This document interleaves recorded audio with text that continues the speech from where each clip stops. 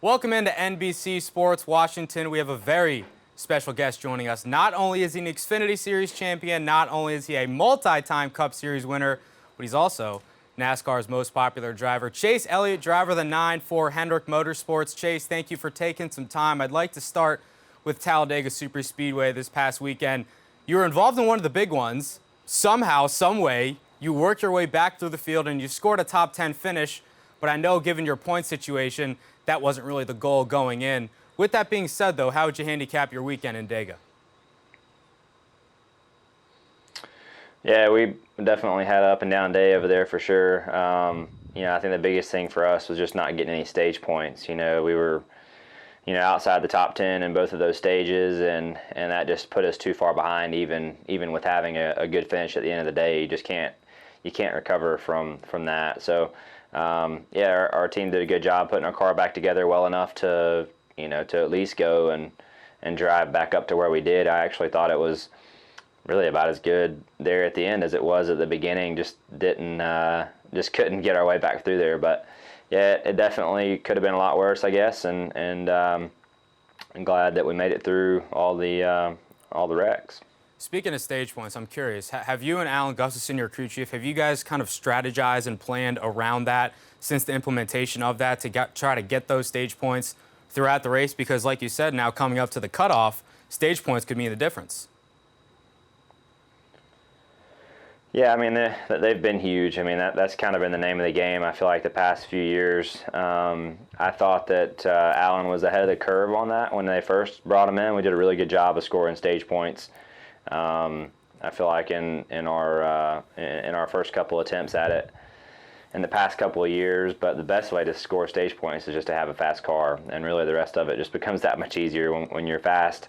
So hopefully that'll be the case for us this weekend. I don't really think that stage points is going to be enough to get us in. I think we're going to have to win to move on. So that's our mindset, and again, to do that, having a fast car just makes your job that much easier. And not necessarily makes it easy, but definitely opens up your options when you have pace and you're able to, do things that might be conservative on a pit strategy side of things because you can make up for it on track. That really changes your outlook on things and opens up what you can and can't do. So hopefully that's the case, and we can just execute a solid weekend. Speaking of options, you had plenty of options to work with this past weekend at Dega because you drive a Chevrolet, and there's been a lot of talk about manufacturer alliances, specifically with the Bowtie Brigade. And there's been a lot of talk between what was said, what wasn't said in that meeting. But I'm curious as to your perspective on super speedway racing in general, because you've had a lot of success. You won at Dega earlier this season, and you have some success in the Xfinity Series at Daytona as well. How do you feel about super speedway racing in general? Well, I mean, I think it's, it's not, I don't think it's anything anybody wants to do when it comes to having, manufacturers pushing to work together. I mean, it's not, I don't like it personally, and I'm not afraid to say that, but I do think that, manufacturers see it as an opportunity to try to better the finishes of their group. And, it's not a want to, but it is kind of one of those things where, each manufacturer feels like it's something they need to do to help themselves, and I get that. But it is tough, for sure. You have a lot of people on different agendas, and getting everybody to come together. And not only that, but just the way the races unfold, it is hard, really, to make everything work out just perfect. But nonetheless, it's one of those things that, you just have to deal with and work through. And I think we're all still tweaking on what's right and what's wrong and how we can do a better job moving forward. Let's talk about some road courses. You've had a lot of success turning right and left in the Cup Series since you got with Hendrick Motorsports. You have a couple wins at Watkins Glen, one coming this year, and of course a couple weeks ago you won at the ROVAL. I don't even know where to start there. I guess let's take me through your race first, and then we'll get to the contact in turn one and then your celebratory burnout, because that was amazing. But how about that race in general, because it seemed crazy on TV. I'm sure in the driver's seat it was that and more. Yeah, for sure. I can hit on a little bit of all of it, I guess. But it was, for one, we had a really fast car over there. Didn't really have a very good Friday, but things in practice on Saturday were, we've I felt like hit on a couple things and got going pretty good. And then when the race started Sunday, I was able just to push forward and gain ground on the leaders. Finally got the lead, and then I tried to give it away, like you were mentioning there in turn one. So definitely not how I was hoping the day was going to go at the time, but luckily our car wasn't too tore up after that somehow, and we were able to drive back up through there and got some good cautions at the right time, and had an opportunity to get by Kevin, there at the end. So it was just, number one, had a fast car, and then number two, had just a lot of fortunate circumstances in how our car didn't get tore up and how I hit the wall and just things that we got really lucky with. And then, I felt like I had an opportunity to go back and redeem myself there in turn one after the race. So happily did that. And, luckily, like I said, the day could have been very different. And I think for us, just some fortunate set of circumstances, kept us in the game, and our team showed a lot of resilience in keeping our car put back together the right way and not tearing it up any worse than it was. And like I said, just had some things go our way. I like what you said afterwards too. You said you're usually not that quick-witted, but when you were on that cool-down lap and you were coming back to the Tums Heartburn turn, you said, "Hey, I got an opportunity here to make something look pretty cool," and you nailed it. That was amazing to see on TV. Yeah, I appreciate it. It was a cool experience for sure. Definitely, I guess you don't have opportunities like that very much. So I was glad it crossed my mind. So I actually asked you a couple months ago, Chase. I asked you what it was like to be the leader over at Hendrick Motorsports, and you quickly, and I thank you for this, corrected me, and you said, hey, we got a 7-time champion over here in Jimmy Johnson. As long as he's here, I'm not the leader.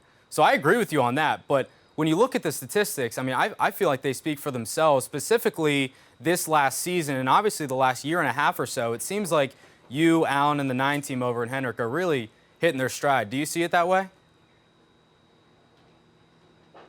Well, I definitely think that we've grown a lot as a group. I still don't think I am the leader by any means, but I do think we've gotten a lot better as time has gone on, and I think just us having a lot of our team has been the same since I got there in 2016. Alan, being one of them, and a lot of our group. Some has changed, but a lot of it has been the same. And I think having gone through some of the tough days that we've had over the course of my time at HMS has helped us be a better group in the long run, and especially being able to come back and have some good days after some of those tough days, I think just puts more confidence in the people around you. They have more confidence in me. I have more confidence in them. And as you build that over time, it just makes you better. And I think that's why I feel like we're stronger now than we've ever been. And we just have to be at our best. And like I said, I think when we're at our best, we can be a real contender. And I really feel that way.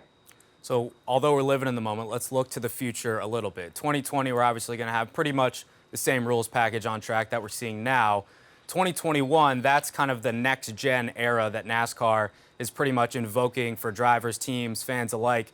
And you actually were on the record. You said basically, I'm of the belief that NASCAR should make the rules, the drivers will adjust, the fans will adjust, and everything else will fall into place, kind of like it did in the old days with Bill Sr. And I assume when 2021 rolls around, you're not going to be one of those guys hooting and hollering about the car feels this way, it should feel this way. You're just going to go out there, do your thing, no complaints, and everything else will happen as it may.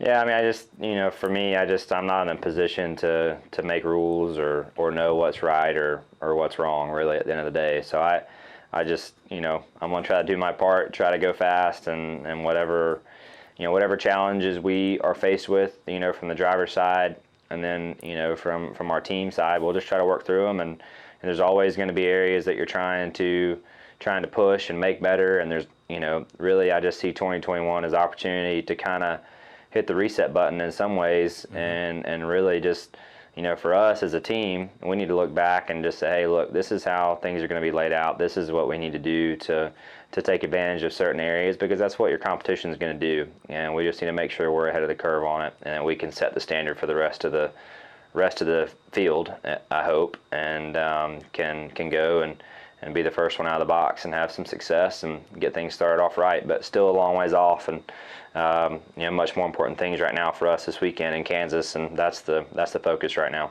You led me right into my next question, professional transitioner there. So let's talk about Kansas. You obviously have a lot of success here. You could be going to some worse places. Won this race here last year, and you're not in a win or go home scenario, but it seems like where you're positioned right now and the guys that are ahead of you, that might be the only option for you to get into the round of 8. So where's your mindset at? Where's your guys' confidence at right now heading into Kansas?